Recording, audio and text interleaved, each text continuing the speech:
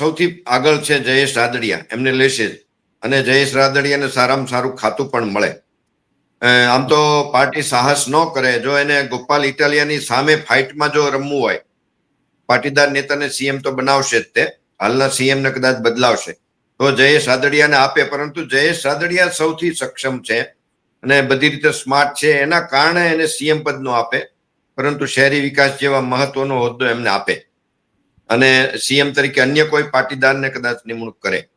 અને એમાં એક ચહેરો છે જીતુ વાઘાણીનો મિનિસ્ટ્રીમાં. જો અન્ય પાટીદારને સીએમ તરીકે નિમણૂક કરે તો જીતુ વાઘાણીનો ચાન્સ ન લાગે મિનિસ્ટ્રીમાં.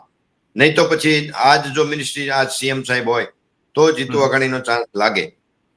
અને ત્યાર પછી છે હીરાભાઈ સોલંકી, રીવાબા જાડેજા જામનગરથી, સીજે ચાવડા, શંકર ચૌધરી.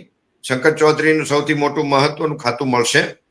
આમ તો એ સીએમ ના પણ દાવેદાર હતા, પરંતુ ઓબીસી અન્ય અત્યારે જગદીશભાઈ વિશ્વકર્માનો વારો આવ્યો એટલે ગૃહ જેવું હોમ જેવું મિનિસ્ટ્રી જેવું ખાતું શંકર ચૌધરીને મળે. અર્જુન મોઢવાડિયા, કૌશિક વેકરિયા, અમિત ઠાકર, એમને જો શક્યતા છે અમદાવાદમાંથી અમિત ઠાકરને એને પણ પ્રધાનમંડળમાં એમનો સમાવેશ થાય. ઉદય કાનગડ રાજકોટના, અને અલ્પેશ ઠાકોરને કોઈ નાનું ખાતું પણ મળશે ચોક્કસ.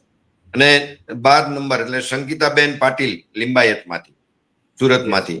એક જોઈએ વિસ્તાર વાઇઝ, જિલ્લા વાઇઝ એક બેલેન્સ, જ્ઞાતિ સમીકરણો બેલેન્સમાં આ રીતના આ 12 છે, આ 12 માંથી 9 લોકોનો સમાવેશ થાય, હું એવું માનું છું. અને જોઈએ તો હાર્દિક પટેલની કોઈ શક્યતા નથી, જે આપણે વાત કરીએ છીએ હાર્દિક પટેલની કોઈ ચાન્સ કે વાત છે.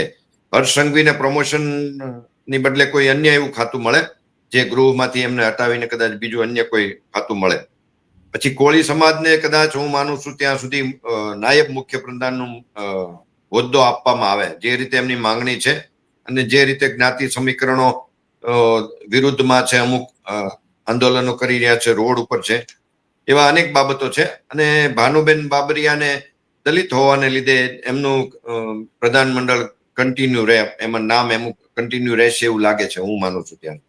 એટલે જે રીતે આપણે શક્યતાઓ તપાસી રહ્યા છીએ એવું હવે આવનારા નજીકના દિવસોમાં જે રીતે પ્રદેશ પ્રમુખની નિમણૂક કરી એમ જો કરવું થાય તો પૂનમની આસપાસ થઈ જાય, બાકી નહીં તો દિવાળી પછી ના સમયમાં આ નવા પ્રધાનમંડળનું વિસ્તરણ થશે, એવું મારું માનવું છે.